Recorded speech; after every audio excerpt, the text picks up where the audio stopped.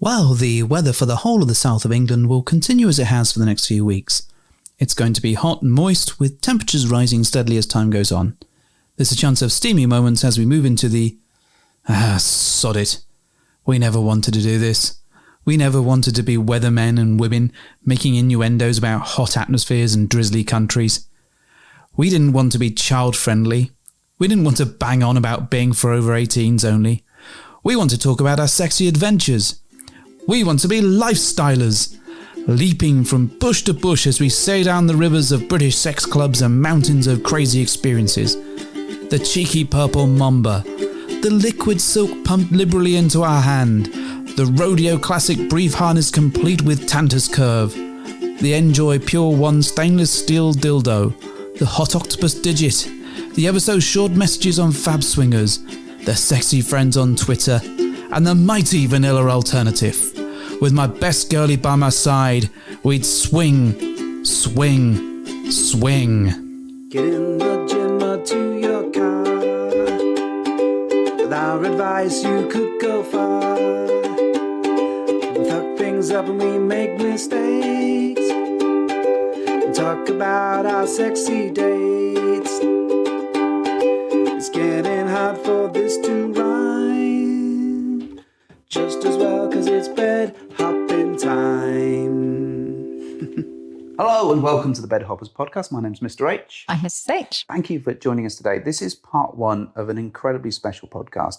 Well, we assume it's going to be a two-parter. We don't know how long this is going to last. This could be 22 parts, a series where you also buy a magazine and put it into a folder. We also assume it's going to be special. Do you know what I was just thinking the same? Is this going to be special? It's very special. Do we get a free gift with it? Mostly because of the people that are with us today. Or, we've invaded the house. So I've already got a free mosquito bite with mine. Well, thank you. We are with them. It is the delightful Cate and Darrell from the Wanderlust Swingers. Hello, folks. Thank you for joining us. G'day. Thanks for having us. Wow, I mean, no problem at all. Fantastic fucking voice there. I love it. Did I go a bit podcast voice? No, you did. You went podcastery. And then there's Penny walking around the background for sure will be laid down on this track as tippy tappy. So there's that. That's good. It means that it's real. Penny, the podcast mascot. We're absolutely real. We are not a figment of your imagination. Yeah. And we're lying around your house drinking your wine and eating your cheese. Yes. I mean, we've eaten some of the cheese. There's still a lot to go. Well, I'm going to achieve Thankfully, we have the cheese hoover with us. Oh, you've changed me to cheese hoover now from meat hoover. Well, it depends on what's in front of you. I'm sure at some point you're probably a cookie hoover as well. Crisp hoover, definitely. Definitely crisp hoover. I'm working on the wine hoover at the moment. You're definitely wine hoover. Mm-hmm. Before we go down a path from which we cannot return, the reason that we thought we'd get together is one, because it was convenient because we were all in the same house. But the other thing is that we've had a bunch of questions recently that we thought we'd tackle and answer together using our collective experiences and thoughts and your three collective minds and whatever I bring to the table. Yes. all of that. Now, Cate will be playing the role of question master. Yay! Do I get to be dungeon master? That mosquito's back again. All my days. Anyway, am I dungeon master? It's like the one mosquito in the Netherlands. It's drawn to me. It's because of my Brit blood. It's after me. Really? Yes. It's because your legs are so tanned that it's the only thing that's glowing in the dark. Really? Yeah, definitely that. They're not that tanned. Hey, do you want to hit us up with the first question? So here we go. Question one. To warn or not to warn? My husband and I both swing. I also date other women. One of our favourite swinger couples recently connected online with another couple. I must say the female half of this other couple is objectively a hot mess and a stage 5 clinger. Essentially, the question is surrounding to warn or not to warn. So do you tell your lifestyle partners, your friends, that something with another couple or another single might be a muck, whether that might be the way they approach things, emotional behaviours, it could be STIs, all the rest of it. So do you warn them or do you not warn them? I mean, I think we need to separate that out, because if it's STIs, then that's a fucking yes. Okay. Yeah, there's a whole gamut of things there that you might be warning them about. Especially if they're not announcing the STIs. I mean, that's a yes. So medically speaking, we'll take that one off the table. Maybe let's take that, because that seems to be like the addition of that's a no-brainer. Pretty significant. Okay. Well, let's talk about behaviours. I mean, it could be somebody who is, maybe a little bit jealous in nature. It could be someone who this person's saying is like a stage 5 clinger. Could be somebody who's cock blocking you from meeting other couples. What are your A thoughts? stage 5 clinger sounds like something that happens after you go to the bathroom. I was about to say the same thing. That sounds like A tag net. yeah, it's just it won't fall off. I've got the stage 5 tag net. But then, do you Somebody hit it with a hammer. if you know they're going to be like that, do you not have a due diligence to kind of give people a heads up? About the tag nets? Yes. We got a stage 5 tag net coming in. You need to go in. I'm giving you fair warning. You're going to be wiping your ass for days with this person. I still think you've got to say. I think we all have to. There is an assumption that we often say that people are, anyone can be part of this and that we can all play together and it's all wonderful. But actually, I think there are, when you experience someone that gives you a bad experience, then you talk to your friends about it. You kind of, but they may find that person attractive, whereas you may not. But I feel like I have a moral obligation to sort of say, well, just be mindful this is what that person's like. That's because you are morally and ethically strong, and I am not. Do you just think it's too much drama and you just don't want to be involved in it? Oh, there's a lot to be said for trying to maybe not surround yourself with drama, yes. Also, I think if you're genuinely looking out for someone and you feel like you can add some value and save them some trauma coming up, and I think, yes, you're probably morally obliged to say that.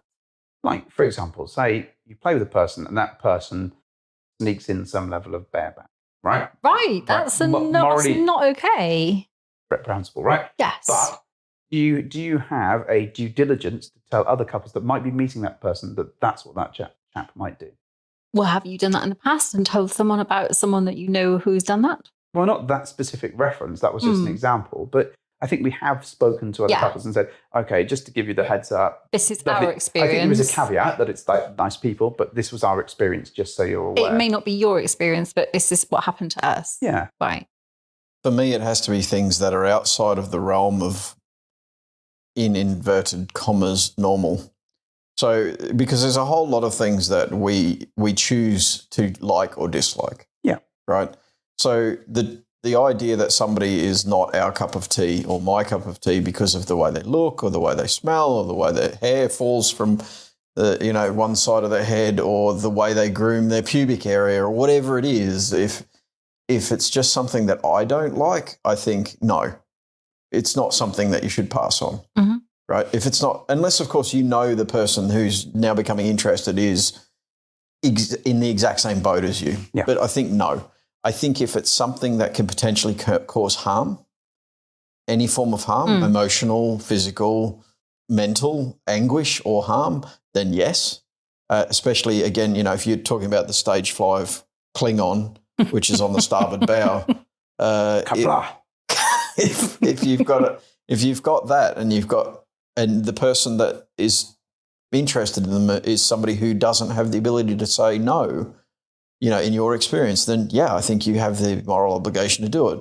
But it means kind of knowing a little bit about both couples. I would never offer that as a proposal to somebody who I don't know what their interests are or playing style, because as an example, as we were talking about last night, perhaps the lady's into being choked and you're not. You're not into offering that to her.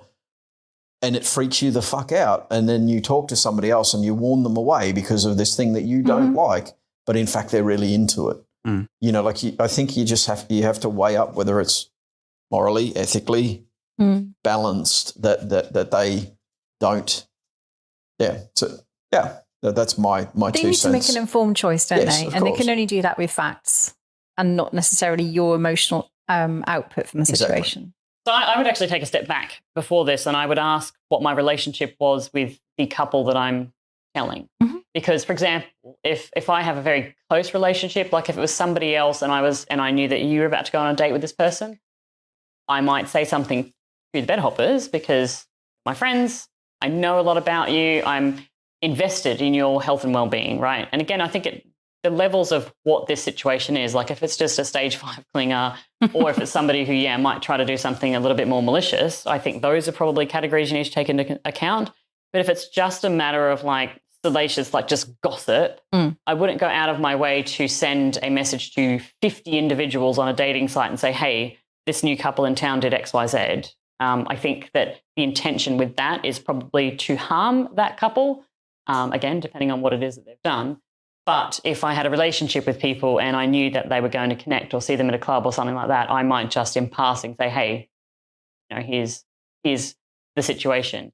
I think the other caveat to this is, where did you get the information from? Is it third hand? So, for example, if I'd have told you both, hey, that couple is doing X, Y, Z, but you hadn't personally experienced that, should you then go and warn 5 of your friends that that couple's doing X, Y, Z when you've just heard it third hand? So I think that it's a difficult line to maneuver with. And I think there's, my relationship with you, what the information is, whether it's you're trying to cause harm or maybe push that other couple out of social circles because, you don't like what they're doing. But if it is a matter of people are, there's an intent to harm or people are causing issues within social circles, then I do think you've got an obligation to help. I think and there is a way to put that information across that doesn't necessarily have to be damaging. It can be just a heads up and information that people can do with what they want. And to a certain extent, if someone comes and gives you that advice, depending on who that person is, you may choose to absolutely ignore it, or you may take what they've said as gospel. Yeah, I think you have to go in with a level of emotional intelligence around how you handle it, but also how you receive that information and what you do with it. Yeah, and I think probably talking to your friends, we'll take the stage 5 clinger scenario as an example, but talking to your friends about how that might impact how other people perceive your friends. So even though, person stage 5 clinger is clinging on to, say, a couple that you're friends with and you've played with, maybe they're going to a club or something like that, and then you might go and warn other people, hey, if you try to approach that couple, they do have a stage 5 clinger attached to them that's really probably going to be a bit jealous of your conversation. There's that element, but I think you also need to tell your friends, just so you know, this person that is constantly next to you, grabbing onto you, hooking into you, feeling jealous, feeling whatever, they're impacting your ability to meet other couples too, because nobody wants to come up and deal with that. So I think you've got to tell your friends too about problems surrounding them. Any other thoughts? No? Okay. Next one, struggles with separate play. My husband and I have opened up for some separate play in the last 6 months due to work and travel and life, etc. I think we've probably all been down there. First of all, I don't have any problems with him having sex with other couples and women. As long as I'm informed, I need to know who and when, that's it. But anytime there is even the slightest deviation from the plan, my mind immediately starts thinking about worst case scenarios, etc. Obviously, he has never given me any reason not to trust him. It's just my mind that immediately turns to a catastrophic mode when his dates don't follow the XYZ procedure in place. I definitely feel like this is a problem that I need to work on, but where do I start? So this person's talking about they've got struggles with separate play. And I think separate play in general is a really good topic to talk about in terms of when you start pushing your boundaries, when do you stop, reset, or carry on, depending on how your partner or other people around you are feeling. So. Well, there's a ton of things in there which I've picked up on anyway. So the fact that this individual has said, this is a problem that I need to work on, not them, makes me feel like that's not a two-way communication already. It's not a problem for one person to deal with. It's for you both to explore and make sure you're comfortable with. That's the one thing I would immediately pick up that. And I also wonder what a catastrophic event looks like to that person. Like, what is that worst case scenario that they're talking about? My mind goes to the worst case scenario. Okay, what is that? Is that they're going to run away with the person, fall in love, form an emotional attachment they're not ready to deal with? Or is the worst case scenario simply that you just don't know what's happening because you're not being kept informed? I think it was that the person was actually referring to, was that normally they would get a text before play began and they didn't get a text. And so, their mind immediately went to why is it will, won't it? And what you don't see, you immediately escalate in your mind to something awful. But I think there's so many elements to this playing separately, and then what makes you feel. There's things that, just because this happened, there's obviously things that are triggering this person. There's emotional ties to that. So I think it's not necessarily about the fact that the person didn't text and was maybe 10 minutes late with their text. I think there's a deeper element. Definitely. What do you reckon, Mr. H? We've spoken to people before where they play separately and one of them doesn't follow the process, doesn't send the pictures that they require, or doesn't give the right information, or doesn't give the phone call in the middle or the video call in the middle. And that ruins the experience for the other. or can ruin the experience. Well, yeah, because they're not sticking to what they said they would do. What they've agreed. And I think there's the trick is, I suppose, if you're the person that's going out and doing your own thing, you're having the adventure, you're having the good time, and you're trying to give your concentration to that person or those people. And I imagine it's quite easy to get swept up in the moment. But the realization is actually you've got someone that's sat at home or someone that's doing their own thing and waiting, needing that stuff to come through, and kind of that's how they complete that task. So I don't know. I'm also a stickler for rules and following process. So I struggle a little bit when people don't follow the A to B to C. I think the approach. trust is broken, isn't it? If you don't say you're going to do what you said you'd do. Yeah, I think there is that. I think there's also kind of understanding and having some level of flexibility. But if fundamentally you're struggling with some of the concepts, then you probably need to regroup and talk it through and figure out a way that you can get through that. I'm not quite sure how you do that, because that's the separate play thing isn't something that we've really been looking at. It's not something we've looked at. It's definitely something we've spoken a lot about as a discussion more than anything, not as a, oh my God, let's go do this. It's more of a, could we do that? And what would it look like if we did? Because it's interesting to talk about. It is. But again, because we've not been in a situation where it's happened. No. For example, if you were to go out and do something and then you didn't follow that process, I know I would break. Yeah. Because I would be stuck in a loop about the fact that process wasn't followed, because I feel that way if someone doesn't follow the rules on Monopoly or something to a certain extent.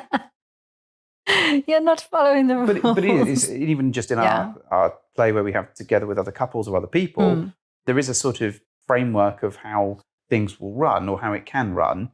And when that hasn't been followed, then we both have issues, and we both struggle to kind of understand how, to a certain amount. There's flex in it, but I know that we've kind of gone back and gone, oh, you kissed that person when that wasn't part of the agenda, and that wasn't part of the flow of what should have happened. And we've both sort of had that conversation with each other about how we felt. What do you reckon, Darrell? I mean, it's a broad topic, but I can only give my take on this, and that is, if you've offered something if you have offered your partner the ability to experience that solo play away from you, and they have some caveat they've applied to that, then if you fail to do that, then you are letting them down. Right. It's that simple. It doesn't matter whether you got wrapped up in play or whether you were given the opportunity to experience something that perhaps was at the edge of the tolerance level of your partner, your primary partner. And if you don't offer them exactly what they've asked for, then it's remiss on your behalf. You've not done the right thing.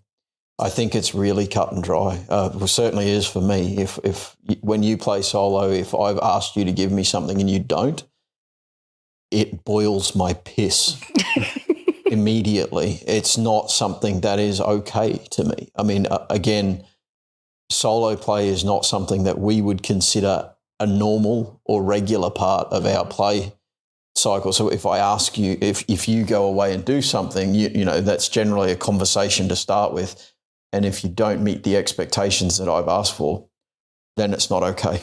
It's just not. So in this instance, it's actually the lady saying that my husband's gone off and solo played and he hasn't given her. But then to what you picked up on, Mrs. H, the last point is, I need to work on this. And I think I agree with you, Darrell. I think that I disagree with what she's saying. If she's saying that, why would she need to work on it when there's been some very clear parameters around what is acceptable and okay and what would make everybody feel like they're having a great, safe, fun, healthy time?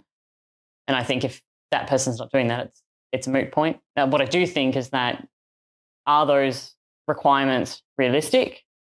Are they reasonable? And how is it going to work into the play? It doesn't matter, because if they're agreed upon beforehand, whether they're realistic or reasonable doesn't matter. If they're agreed upon before the event, you've agreed to them. And if that is, I wish for you to send a flare up after the first 15 thrusts, then that's the fucking requirement. And if you believe you can't meet those, you're lying to the person before you arrive in the room. That's what I meant by realistic. That is a lie through omission when you're having that conversation with your partner. Hence why I'm saying, are they realistic? Simple. Because if it was a flare after the 15th stroke, then whilst they were making that agreement, 15th thrust. Sorry, I apologise. Then at that point in time, they probably should have said, maybe that's not going to work. It's going to have to be the 20th. Well, no, and this is why I think it's a lie through omission, because if this happens up front and you were to say, for example, with the 15 thrust thing, no, I can't do that. Okay, then I don't wish for you to do this. Right? This is the compromise we must reach as adults, and if we don't, then the compromise may simply be revoked. By one party or the other, and you're not giving that party the option to make that decision ahead of when the decision's being made for them, and let's that's talk not about okay. That. You talk about revoking the, I guess, agreement, not implying ownership, etc. But let's talk about that, because when do you say this is not for us, this is hurting us, it's hurting me, or it's hurting whatever? It's hurting one party. But what happens if the other person's refusing to carry on? So if I'm coming to you and, well, I'm playing separately, for example, and then you're saying, you know what, every time you go out, I sit at home and I'm really stressed and I'm creating stories in my head that may or may not be true. And it's really starting to affect me physically, emotionally. I don't know if I can carry on doing this. And then I'm like, but I want to go and do it. I mean, how do you deal with that? Well, I mean, that's a problem, isn't it? That's a very significant problem, because you're actively hurting your partner. If you can't step back and evaluate your relationship is going to suffer as a result of your refusal to do something within the realms of your relationship, and you need to not do that. I really enjoy sticking needles through your nipples. Oh, you don't like that? Oh no, that's too bad. I really want to do that. Yeah, stop being so childish and grow up and deal with it. Yeah, no, that's not an adult conversation. You know, like, I like crashing cars. Would you like to be in the fucking passenger seat every time I do it? No, and I don't think you should do it either. I mean, there is something in flexing your comfort level and pushing your boundaries. Yeah. And I think that there is a point where you can feel uncomfortable, and you can even dip your toe into feeling upset and hurt just to see how you're going with it. But I think once you start hurting, or once one partner starts actually physically... willfully hurting your partner is, by definition, abuse. Yeah. Sorry, agreed. whether it's physical, psychological, emotional, if you are willfully hurting your partner, it's abuse. So if somebody comes to you and says, I want you to stop doing this because it is hurting me. Yeah. And I mean, aren't we supposed to all be, just ever so slightly like more evolved in our emotional capabilities here? And so the question, I mean, again, going to the extreme, you say, I really want you to punch me in the face every night. I really enjoy it. It gets me off. Do you think that I should be forced to punch you in the face because it gets you off, even though morally and through social training, that is absolutely against everything I stand for? Do you think I should do that? And this, then you can translate that backward to any single, even small part of your sexual journey. If somebody is totally against it, should you do it? The answer is no. Well, okay, and that then leads to a different discussion. Let's stop being so extreme. Let's stop being so extreme. Let's take it back to something simple. Your partner tells you, I don't want you to use sex toys, or I don't want you to look at porn because it makes me feel uncomfortable. And if that's something you need in your life, then that relationship is doomed. Right. Let's talk about children as part of this, right? Because that's a very standard thing that gets a lot of people in trouble. You're going to extremes. I'm trying to simplify it back to the fact of like... It's simple. Somebody wants a child now, somebody wants a child in 10 years. If you're categorically opposed in terms of what your opinions are about something, your options are to accept it, not accept it, break up. That's exactly. your option. Basically, yeah, I don't think there's anything else. If you're willing to hurt somebody to get what you want, then you don't care about them. So maybe you should think about caring about somebody else. Okay, Mr. and Mrs. H, thoughts? I think there is a level of compromise behind any of this, or between any of this. Yeah. And I think, we have using the Darrell's car crashing analogy, I don't think there's any compromise in there. Like maybe being a bystander and just watching from the sidelines. A small bump. Just a clipping. But there Dodgem is, cars. but I think we're talking compromise, absolutely. But what we're talking to here is the potential when you get to a no compromise situation. And when you get to a no compromise, if you can't compromise your way to agreement, or if somebody keeps lying to you to get you to agree to do something they need it so much, because they need it, then that's a no compromise situation. Yeah. It does end up, unfortunately, as a now or we change this or we don't, and either way ends in significant change. Yeah, people are giving you an ultimatum, basically. You either stop this behaviour or that's it, we're done. Sorry, Mr. and Mrs. H. No, I think, going back to the original thing, I think you've got to go back to sit down with each other and kind of understand how vital it is that person follows whatever process, and how fundamental it is that, if they break it, what is the result of it? Is it you just feel like you were tested a bit and it hurt a little bit, but it's not the end of the world? Or is it something that is genuinely a deal breaker? And if they continue to deal break, then you've got a fundamental issue. Yeah. But the thing to be really careful, I think, with solo players, it can be catastrophic the first time round, because you can have a situation where you've agreed on something and it changes, and it can absolutely remove some of the foundational stones from your relationship, and can get to the point where it feels like that person has cheated on you because you haven't followed the guidelines of what is required to not be considered cheating. And that's what I mean by when I talk about the negotiation side of it, I think you do need to step back, understanding why this person's being triggered. Might be to do with their attachment style. There could be a whole host of other things that are underneath that maybe you could revisit, put some more assurances in place, and then move forward quite easily and reasonably, and everybody's happy. Oh. But I do agree. I think that when somebody says to you, this is hurting me, your actions are hurting me, I mean, carrying on with those actions is probably just a jerk move. It's called abuse. I mean, please, anyone, feel free to correct me if I'm wrong, but if you continually and actively hurt your partner, that is the definition of abuse. I definitely see the non-monogamy piece as something in addition to our marriage that we wanted to do to enhance what we have. It's not a replacement. It's not a Band-Aid. It's a good addition that makes us both happy, as long as we treat it with the respect and the credence it deserves. And the minute you put your own feelings ahead of your relationship and decide that you can't live without some element of it because it feels good, is selfish, and you're probably not giving it the respect it deserves, because your relationship should be at the core of all that. And if you can't step back and reassess that and say, actually, what's more important here? My want to go out and bang some bloke, or my relationship has to come first? And what my partner feels is probably more important. So I feel like Could be. You maybe need to go back to the reason why you decided to expand your marriage in the first place, and make sure that what you're doing still fits that.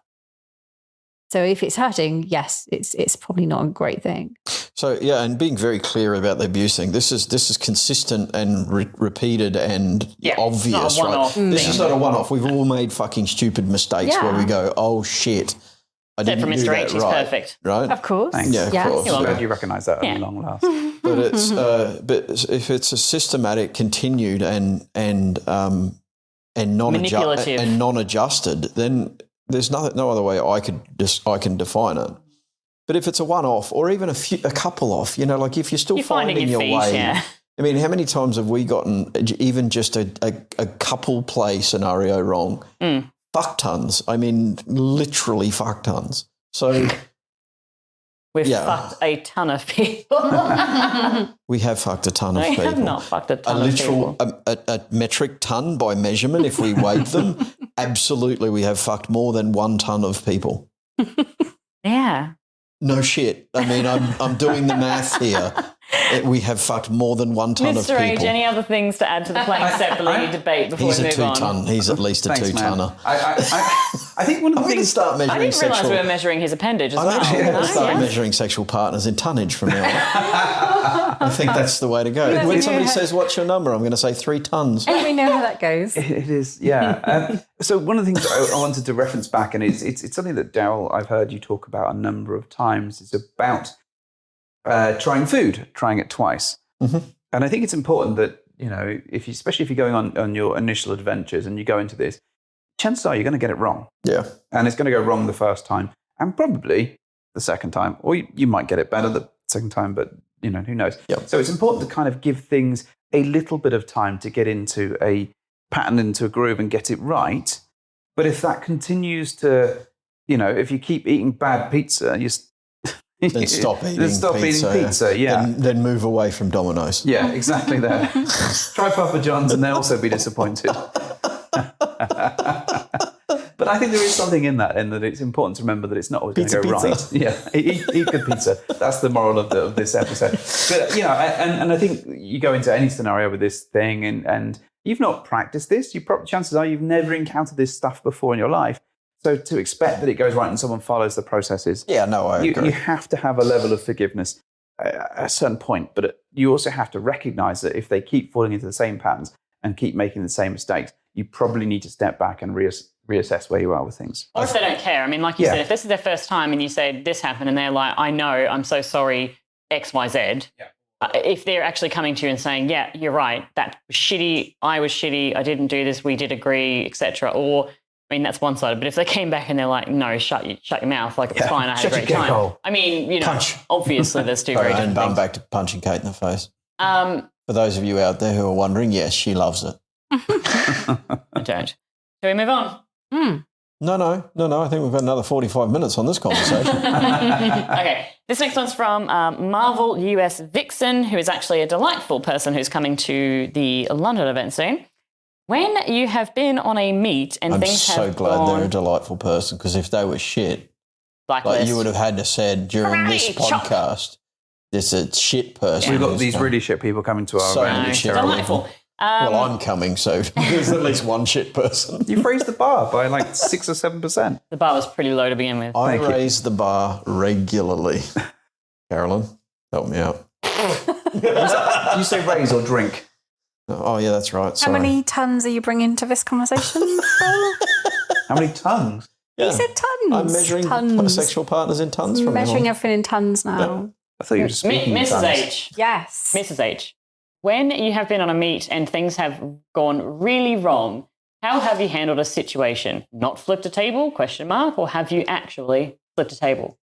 Is that actually in the question? It is. Flipped a table. And then there's a lot of smiley faces, and I feel like that weak is smiley face. definitely a reference that I use a lot. I do flip a lot of Kate tables. also I like uses it. the flip table reference. I think the individual putting this forward might have listened to both of really? you more than once. So You when like you've been on a different meet and tables? have you been on a meet and things have gone horribly wrong, and how have you handled it? Do you know what I really wish is that both of you actually got really angry at our first meet and you both tried to flip the table at the same time and the table would have just went straight up into the air, drinks and all, like rather than flipping. It would have been amazing. Just a vertical table. You would have liked that? Yeah, it would have been. I So mean, we would have had to there's a have been really, really diagonally, tiny though. table right here in the room. Do you want me to flip it right now for you? Yes. So my Mac is on there. Obviously, take your Mac off. You didn't know. I'm not going to do it with the Mac on there, I mean, am it's I? always interesting, isn't it, when Apple people talk about their computers, they say Mac, not laptop, because it's like they just have to tell people, Yeah. oh, it's a Mac, yes. While they're drinking their little cortado in their Starbucks. Where the fuck is my flat white, Darrell? With their knitted... Where's my smashed avocado on toast? I'm going to sit here and create. So whilst Mrs. H is answering the question, Right. Daryl is going to pop up and maybe grab some wine. Yes, Daryl. You've got a full glass of wine, you booze hag. Well, Now I have, Mr. H but is lacking not in the in a wine moment. department. Mrs. H, have you Yes. been on a meet where it's Could gone you- horribly wrong? Right. Yes. And what was the next question? How'd you handle it? Oh, right. Did you notice that it had gone wrong, or did you just encourage the wrongness to continue? Or did you think about it afterwards and you were like, that was fucked? I mean, Or shit, was this she is a the lot of person questions. that made it go wrong? This is a lot of questions. So Or did you just fart in their general direction? What? I felt like I needed to add something. Well, I think I need to educate people shortly about the education of the suck fart We'll talk that you about gave suck me. fart later. We'll talk about that later because it was a fascinating voyage of discovery for me. That can be part 3 of this. Suck farts. Yeah. Answer the question, However, Mike. well, there's about 7 questions now. Jesus, right, okay. Yes, I've been on a meet that's gone wrong. No, I didn't actually flip a table, although metaphorically I may well have done. Sometimes you don't realise how wrong it's gone until you step back and think, fuck, that went really wrong. But in the moment, you kind of try and deal with it best you can. And sometimes you don't even deal with it at all. You just carry on like nothing's happening. Can I ask, actually, just a follow-on question to this? Thinking back to the times when Just the a meets... follow-on question of these 7 questions I laid out Thinking back to when the previously. meets have gone wrong, have those meets been about you on a dating site meeting other individuals on that dating site, or have the more, I guess, has there been more prevalent meets gone wrong if it's people coming and meeting Mr. and Mrs. H from Bedhoppers, like you meeting other creators, you meeting other people off social media? Like, did you think that the percentage of things going wrong? Because I'm thinking back to, I know that a meet that you've had that went horribly wrong. So really, which one was that? The people were just completely different to how they approach the lifestyle, to how you approach the lifestyle. And I don't think you would have met them had there not been a connection for the whole content creation side. I think we need to break this down into, are we talking a social meet or a physical meet? If we're talking about a social meet, sometimes, yes, we do meet people that wouldn't necessarily fall into our circle of people we would meet and hang out with naturally. And you sometimes meet because you feel like there's some common ground, or you should meet because it's useful to collaborate, maybe. Mm-hmm. And then maybe when you meet, you realize that your values are not aligned. Mm-hmm. And it'd be really rude of me to just go, like, leave a meet. You can navigate your way through it and try and crash the plane. You don't have to just leave it. I think there's been, certainly in our initial sort of exploration of this whole thing, our communication wasn't as good as it could have been during the meetings themselves. And I think I can think of 3 or 4 where it just wasn't a great meet. And some of them were socials and some of them were actual play events. And can you give us a bit more detail, like any specific, like what so went wrong? I think we talked about one with for example, we talked about Special Brew, where we went to this place and very early on in our experience. I was signaling using the agreed code of how we would signal to leave a meet. Yeah, and almost to the point of throwing a smoke bomb down to get out. And Mrs. H didn't recognise bird sounds. She didn't really recognise that, and sort of almost, the guy was kind of like, "Oh, I bet I could fuck your wife better than you ever could," and she's like, "Oh, really?" And I think she was trying to be like, "Oh, fuck off," but it came across as in like, "Go on, then have a go." Yeah, and there's me trying to desperately get us out of this situation without getting us stabbed, and that communication between us just wasn't there. So I think we've learned now to be a lot more honest and open, and I think we've been to meets, and then another one's popping into my head where I said, they tried to move it without any kind of indication that they were interested, without any kind of flirtiness, with the most plain of all conversations. We're in a club, and they said, "Well, do you want to go in the room and play?"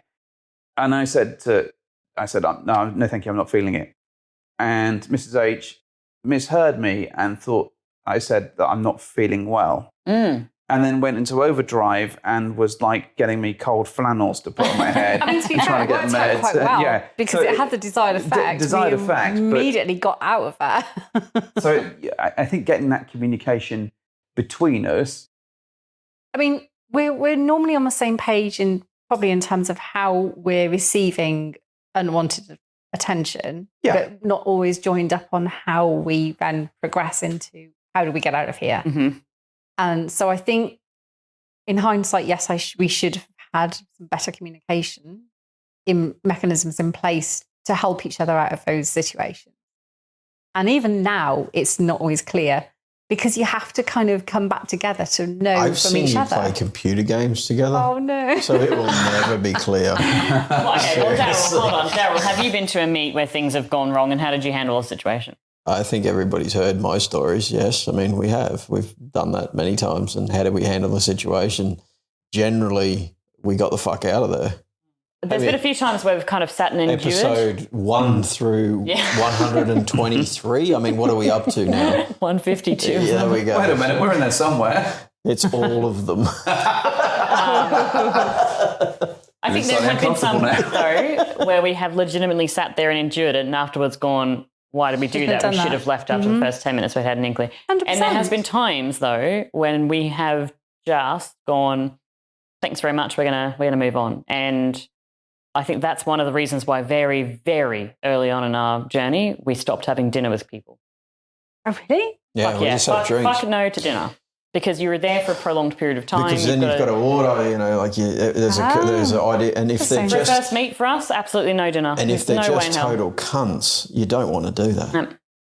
But also dinner can just be dinner and then at least you've got a reason to say no. If you just don't if want to it's even just drinks, talk to them. if you're sick of talking to them because they're, you know, talking about, I don't know, navel lint, then you can say, yeah, well, our drinks are done and I'm ready to go home. I'm out. See. And so sometimes it's not even worth investing more into it. No, exactly. I mean, time is our most valuable resource, right? With your hand down the front of your pants, eating Cheetos off your chest, watching something on telly. Brilliant. Why are you talking so dirty to me, man? Do you not ever look at every meet really as some level of gaining insight and what other couples? No, because some of them I just don't care even about. Even if they're genuine and nice, and of course, there's people that we hang out with all the time that we don't sleep with. I mean, the end game's not sex. Right. I'm happy to have a fantastic conversation about life, the universe, and everything. But if the people on the other side of the table are just my name is boring or super negative, I don't want to throw a name in here because somebody will be listening. They'll be like, "That was my name. Have we met?" Yeah. It's not your name. Yeah, I like our time is our most valuable resource. And if someone's going to sit there and just be just negative and just horrible and hate dogs, then fuck, I'm not spending time with you. I'm sorry, I'm going. Okay. Yeah, if they kick a puppy as they're sitting at the table, we want a way to say, well, we're finishing this drink and getting the fuck out of here. These are very obvious red flags, yes. Yeah, puppy kicking is a red flag, yes. Yeah, red flag. You would not even sit down with someone. Not even Amber. Okay, next question. Not even an Amber flag. Yeah, that's definite red flag. When have you been at your most jealous during a meet and how did you handle it? Oh, and again, you can take this either way during just a meet, a social meet or a physical meet. So when have you been your most jealous and how did you handle it? Counter question before we carry on. Sure. Do you mean jealous of somebody else or jealous of your partner? Oh, it doesn't. It's not. Oh, I've never been jealous of anyone else. Did not specify, but have I would say. Have you been jealous of other people? The attention that your partner gets for sure. No, I mean, if that's not what he's talking about. Yeah, I'm pretty sure it is. No, pretty sure. No. What are you talking about? Am I right? No. Damn it. Suck a dick. Well, I like the way this is working out. Let's get some more on. So hang on a minute. So just for starters, we know that Mr. H is probably the more jealous person than me, or at least we thought so. I am the FOMO king. Yes. By his own admission, he will not even share a pizza. But, pretty much, where you are with Mr. H and his levels of jealousy. You don't share pizza? No. I do, I've grown. We took him to the wrong place last night. He's grown as a person, but he's genuinely speaking not happy sharing, and he does get jealous. And we knew this from going right into things. From a word go, he was like, yeah, that's my line in the sand. I know I'm a jealous person. Here we go. I was not so much that person. So when it did happen, I was blindsided by that because I was not expecting to feel the emotion and the sucker punch of jealousy entering my realm because I'm like, oh, I'm not really a jealous person. That's weird. And what made me jealous was something, again, completely not expecting. So I'm talking about mine first because it's so easily brought to mind because I frequently look back on it and think, where the fuck did that come from? So I remember feeling really, really, really jealous about a situation where there was 4 of us playing and we had a really fun night in a hotel and there was 4 of us and there were 2 beds in the hotel room and we'd had a night of fairly rambunctious physical activity all was well. I didn't have any levels of jealousy watching Mr. H play with a lady. I also played with her. I played with her husband. We all played together. All good. All was well. Afterwards, Mr. H then was on the other bed with this lady and he lay down behind her and just spooned her a little bit. Just gave her a little, he was a big spoon, That was all it was. They just had a little cuddle. And I was like, what? No, I really, really didn't like it. And I think that was because I then at that point wanted to go back home with him and be his wife again. And I wasn't prepared for the emotional onslaught I felt watching him be intimate with someone that he just had sex with. But he was then being intimate with her. He was giving her a little cuddle naked, and I wanted to be the little spoon. Tisk. I didn't want him to be the big spoon to someone else. Yeah. And that's what unwelcomed emotion literally popped into my head, and I didn't ask for it and I didn't expect it. So how did you handle it? Did you then I called ask? an Uber. Right. So you did the toys out of the cot. I didn't do anything. I didn't kick off. I didn't go over and say, get off. I didn't try and put myself in the middle of them. You removed yourself from the situation. I wanted to remove myself because I sensed I was feeling an unwelcome and unfelt emotion. And I needed to put myself out of that because I didn't know how to deal with it. Was it also because you were worried about how you were going to deal with it? Like if you sat there for another 5 minutes stewing, you might, And I didn't want to cry because it wasn't her fault. Yeah. She didn't know I was going to feel like that. No. And to be fair, neither did he. Neither of them knew, and I didn't know. And when it happened, I thought, oh, crap, I need to get out of here because I don't know what I'm going to do next.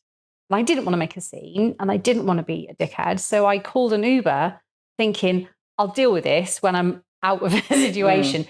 Feeling at the time I was trying to be adult about it. Actually, I didn't really think that through because the Uber then turned up fucking quickly. And then Mr. H was like, what the fuck? Why are we leaving now? I'm like, I'm sorry. I didn't know it was going to arrive so fast. I haven't even finished having a cuddle with that woman. I didn't know what to do. And my instinct was to get out because I just didn't know how to deal with the emotion. Fortunately, he sensed that something was up and he didn't make a scene either. He just recognized that we needed to leave. And we did. And as soon as we got on the Uber, he wanted to ask what was happening. And I was like, oh, let's talk about it tomorrow. I mean, he was like, no, we need to talk about this. And I was glad he did because it needed to be brought up and it needed to be talked about. But I was still baffled why this had happened because I just watched him have sex and I was absolutely fine with that. And then the second they had a little cuddle, like, nope. Meanwhile, the Uber driver's like cocked ear in the back, like this is the most fucking interesting conversation he's had all day. What about you, Mr. H? Sometimes pimples need to be popped. Other times you need to let them just go away of their own accord. True, 100% true. So jealousy and stuff. I think at first I struggled a little bit with the concept, and jealousy. No, it's doesn't seem like something. Jealousy as a concept, as a house concept, as a renovation concept. Yes, there's jealousy. Well, I struggled with the concept of the lifestyle. I think because of the way that I felt. The way I feel about that has calmed a lot in years, and I think.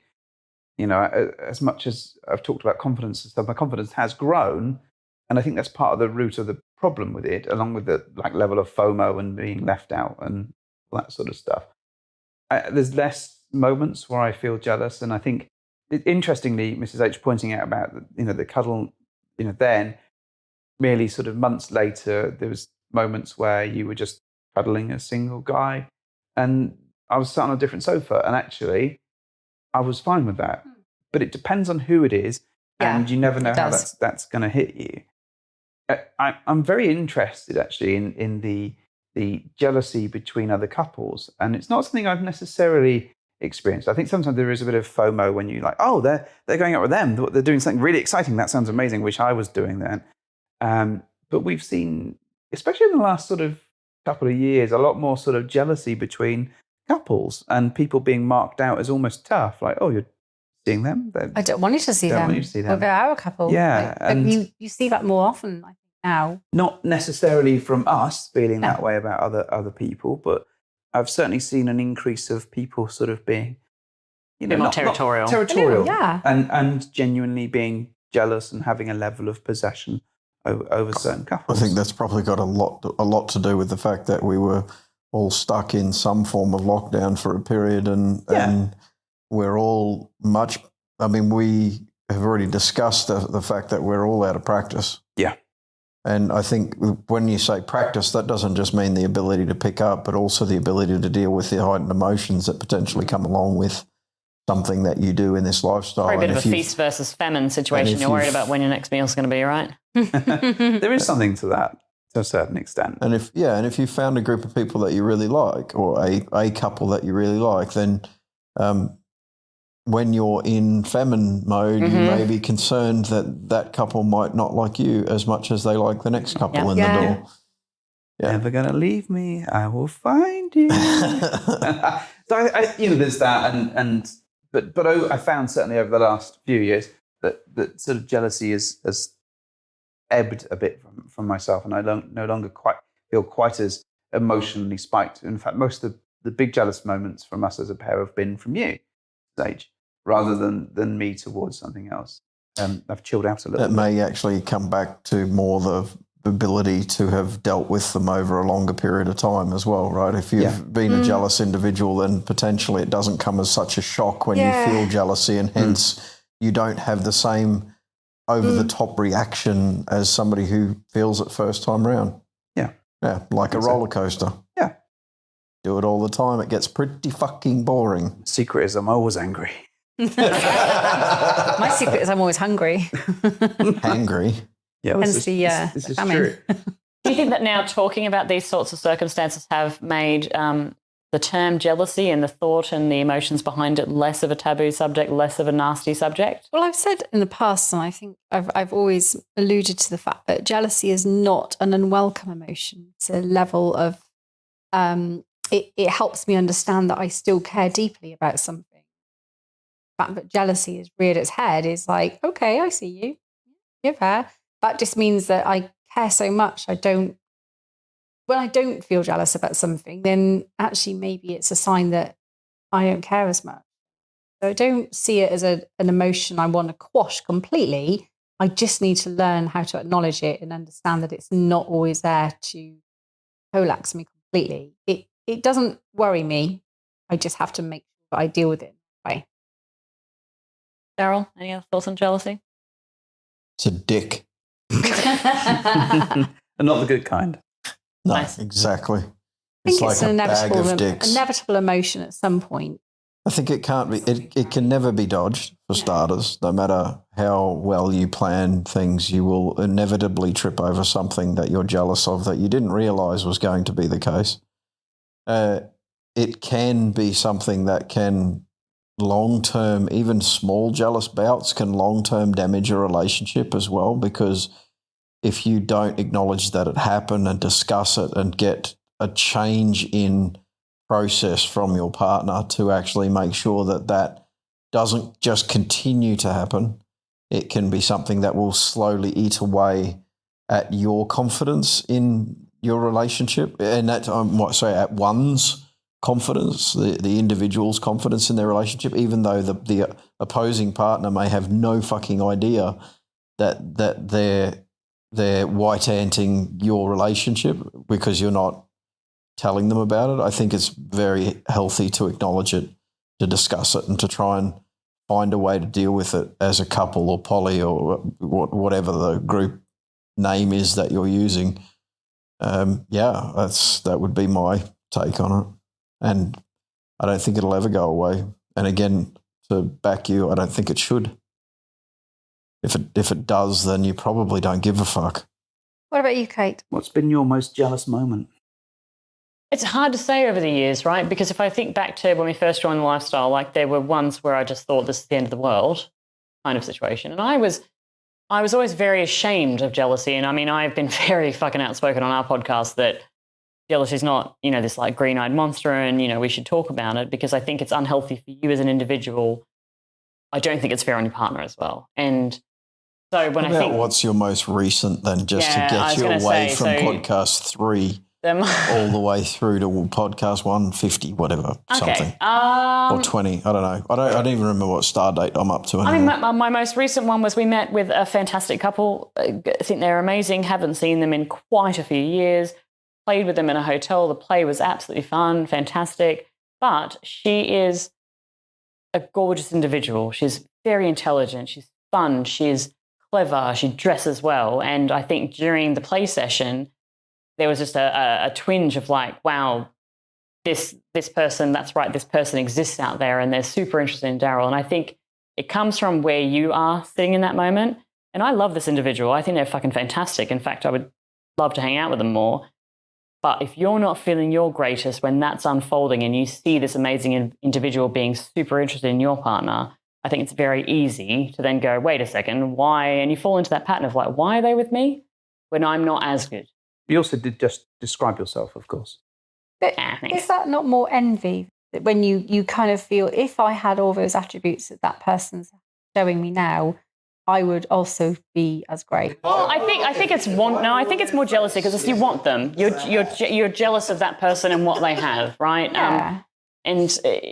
That was probably my most recent was just like, This is exactly what Simon was talking about when he was talking about being jealous of others rather than being jealous of the relationship, right? Well, I think that the jealous of others comes into two camps. It's the jealous of the way they are, but also being jealous of other couples going and doing their thing and not being with you. Yeah, that's what he was talking about more. Yeah. How are you guessing it now? Like before you were like, suck a bag of dicks. I knew what he was talking about.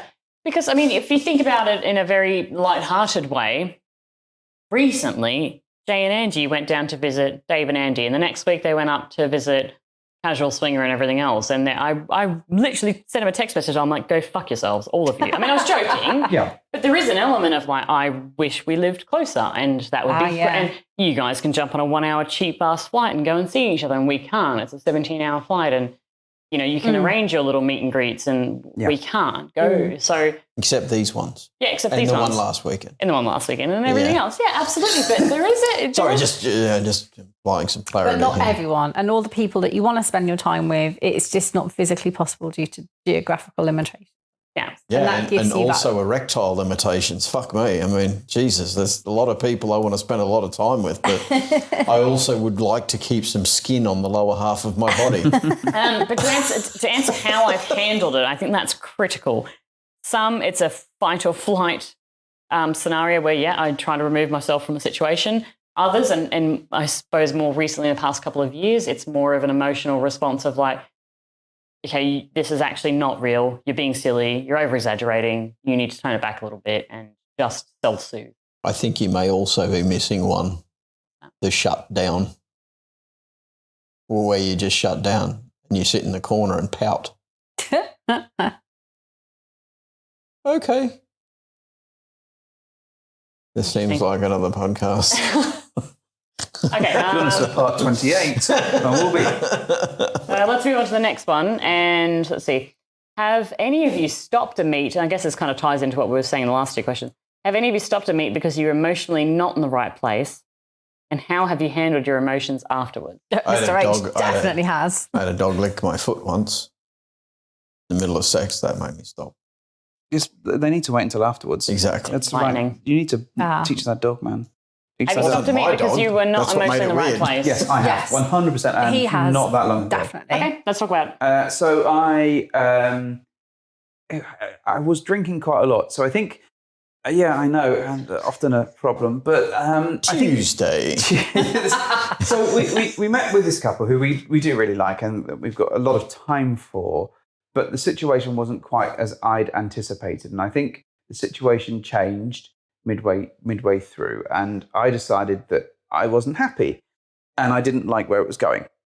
So just as a small side note, I've just realised you've worn a shirt with Jaws on it twice in the 2 days that we've been here. A different Jaws. It's a different Jaws, yes, but it's still Jaws. Yeah. I mean, you've had a whole... I've committed to it. There was formal and casual Jaws. Yes. Well, I've also realised that my wine glass is nearly empty. And I've also been watching Kate's wine glass actually get to emptiness. So as soon as you empty yours, I shall get up and go and get Can said everybody wine glass. Please give Darrell some love? Talking of empty, that's how I was feeling during this meet. Oh, nice. Bringing it back. Oh, dude. Thank you. There's a high five. There we go. I'm trying to think what it was now. We were all in our hot tub. Oh, I remember this. Man, we really should come over early and go in the hot tub. To be fair, our hot tub is down at the moment. It is now a bar, but the bar is very nice and snug. It can be fixed. It's still magical. It's still cool. It still plays all the songs that you'd expect from us, good. like 20 different 8 versions of DuckTales. Oh, Good. I remember this situation very well. And all of the swinger training that I have had through From swinger school and podcasts and Swinger School. Swinger School, all Swinger of those, boot camp. my GCSE, B in swinging. Excellent. When if you're not happy with the situation, you need to do something Did about you it. stand up and be like, I'm not happy? I did.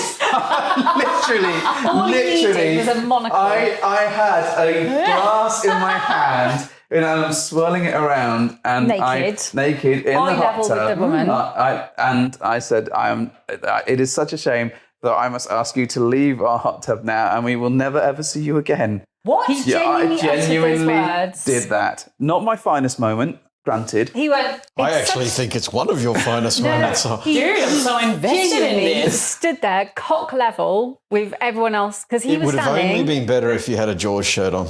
Everyone else was in the makes hot everything tub. better. He stood up, cock level, and went, "It's such a shame. This is the last time I shall see you all." I'm like, what the fuck? I went full Fraser Crane. All right, what happened? He did. Sorry, what happened? What happened? Well, we all got out of the hot tub, that was for sure. Obviously. And I think that, to be fair, we ended up having a very long conversation. I think she tried to talk me off the ledge, and I was in a state where I wasn't happy with what was going on. And she felt that it was to do with my confidence levels, and I guess to a certain extent it probably did. But that didn't really help. The other thing is I continued to drink, and we were doing shots while we were trying to work out this solution. So why do you think your emotion, I mean, going back to the question, why were your emotions not in the right place, do you reckon? Vodka? So, drinking did not help. I think the thing was, I wasn't involved. And for me, Yes, it was as a big sulky FOMO child and stinking baby, I threw all my toys out of the pram because I wasn't involved. It's because I was playing with the woman. It's not for a bit. No, it's not just because of that. And you hadn't been expecting that. No, the anticipation was that play wasn't happening and it was just a social thing, and that it particularly wasn't going to be happening with her for a number of reasons. And then Mrs. H and her started playing. At which point I was like, well, I'm not happy about this. I'm not involved. This isn't, and why are they doing that when we've all discussed that it wasn't going to happen? So it was like a rule thing in my head, like this is what was agreed, this is what was going to go on, and it's not that. Therefore, I am Fucking out. Yeah, and I don't like this. So, and the awkward thing was, so they did leave eventually. Yeah, so I guess the question is, how have you handled your emotions after this meet? So what happened now? Well, awkwardly, they have to come back the very next day because she left her glasses. I mean, at that point, you just write the glasses. Just burn the on. house to the ground. Well, I had a much We sold more your glasses. sober conversation and was able to talk through it with a little bit more sense. And we've subsequently chatted to them, and it's fine. We've kind of resolved that. But in the immediacy of it all, I was very emotional because I felt like this is what the evening was going to be, and it was something very different. And I really struggled to get my head around the way that panned out. In addition to a fuck ton of drinks, the fuck ton being the measure of everything on this podcast. Yes. Today. And so, but in terms of how I resolved it emotionally, we chatted it through quite a lot, and I think it was we came to understand that part of the way that I work, as I said earlier in this episode or in the other episode, if we've already swapped, is that the rules and the process are important to me, and that's how I navigate it. So we kind of quickly figured out that was what had been driving that piece. Okay. And what about you two? What did you guys talk about the next day? Well, we once again revisited the how much should we drink on a meet. Okay. And it's difficult to get any common sense at all when there's just alcohol involved. Oh, yeah. Yeah. Agreed. So lessons learned for us not to drink too much and then attempt to navigate our way through some emotional trauma. I think that, I did recognise that I was a bit of a cunt around the way that I treated them, and it wasn't. I don't think that's actually the case. Well, I mean, if you're in that, it's the politest of the word. It's don't get me wrong, it's the wrong end of the spectrum, but it's the politest version of a cunt I've ever heard. Well, I mean, it's It definitely is better than the fantastic. alternative of just like pushing on and dealing with it. And then Actually, no, it's better than the alternative of drowning them in the fucking hot tub. That's the other end of this. So And you can't help how you're feeling in the moment. You really can't. It's just your ability to deal with it diminishes with alcohol. Because Plenty more fish in the sea. Yeah. Oh, the hot tub. No, What no about- fish in a hot tub there. What about you, Darrell? Have you ever stopped a meet because you're emotionally not in the right place? No, haven't. Next question. No, I would say, so there's a few pieces to that. The reason for the no. No is I don't think I've very often experienced that because I never let it get to that. I don't think we've ever gotten to the point, like I'll shut it down long before that and just say, fuck this, we're going home. Well, that's still like you've stopped the meet. I mean, that's Yeah, still... but that can happen before the meet even. I mean, you've known me. How many times now have I stopped a meet before it even happened because I wasn't in the right headspace? There's probably 2 or 3 times at least where we've sent a message and just saying it's not happening because Darrell's being a cunt. And yet we still turned up this weekend. Yeah, you just can't. Sometimes people just turn up. So I think there's been many times where I'm not in the right headspace. I recognise that early and just say, I'm not interested in this. And if I go into this with this mindset, I know it's only going to go downhill and I will end up having to explain to somebody why there's a floating corpse in the fucking, in the jacuzzi, and that's not something I really want to do again. Again? So there's that. I think I can, if I'm really not in the right headspace and don't think it's recoverable, then I'll just shut it down. Or I'll ask you to shut it down if you've been the one who's organised it, which has actually been the case more than not. Yeah. So, which I'm happy to admit, because in those cases, generally I've been less engaged with those individuals. And in many of those cases, I've been less interested in those individuals, certainly on the female side, than you have on the male, which means that I have the right to my opinion. Whether you like it or anyone else listening likes it, don't care. It's just that that's how it is, right? And I've got to play to the fact that I know that if I go into this, I'm just going to be a pain in the ass the whole way through. I'm not going to be engaged. I'm going to be bored. I'm not going to be interested in talking to them. So from there, have I shut one down whilst we've been there? Yes, but not due to me. I've shut these down a couple of times now because other people have exhibited something that I see as a warning sign, and I'm like, nope, we're out. That's a good, I guess, twist to it. I suppose the emotional intelligence to look at somebody to see that they're not comfortable. I mean, I think in many cases it's relatively obvious in this lifestyle when somebody's not comfortable. And that may be the male or the female. I mean, I think we've cited numerous examples where somebody's got up, left the room in their underwear, like locked the hotel room, and walked away, and you're still happily playing strip poker while they're walking up and down the halls. Oblivious to the situation. Yeah, so I think there's situations where there's been quite a few situations where I've just gone, no, we're out, we're going home, because I don't want to be in a position where I do something with someone that they wake up the next morning and regret. So do you think it's which more, is normally it's the less case, of a malicious thing, like less of a these people are being dicks, and more of a anything don't happens, get me wrong. then I'm worried about. There has been these people are being dicks as well. I mean, we've had that as well. That when you get stereotyped as an Australian male who beats his wife. Oh my God, yeah. That will drive you out of a relationship fairly quickly as well. I wasn't wearing my wife beater at the time, and Cate had used some fairly heavy concealer to cover the last bashing. So it was actually not. That's the 4th time you've referenced like punching on this podcast episode, just so you know. Yeah, the interesting We know that he is punching. But people are going to be like, blink twice, blink 3 times if you need help. No, the interesting thing is I've never punched anyone in my entire life. A small tip for those of you out there who enjoy not being punched in the face at a club, who have a smart mouth like me, you'd be surprised how many men will negotiate their way out of a fight over you just offering them free beer for the evening. And a €5 or €10, pound or dollar beer tab is much better than a punch in the face. Agree. Yeah. Give it a try next time somebody challenges you to go outside, say, I'll trade you this fight for a beer.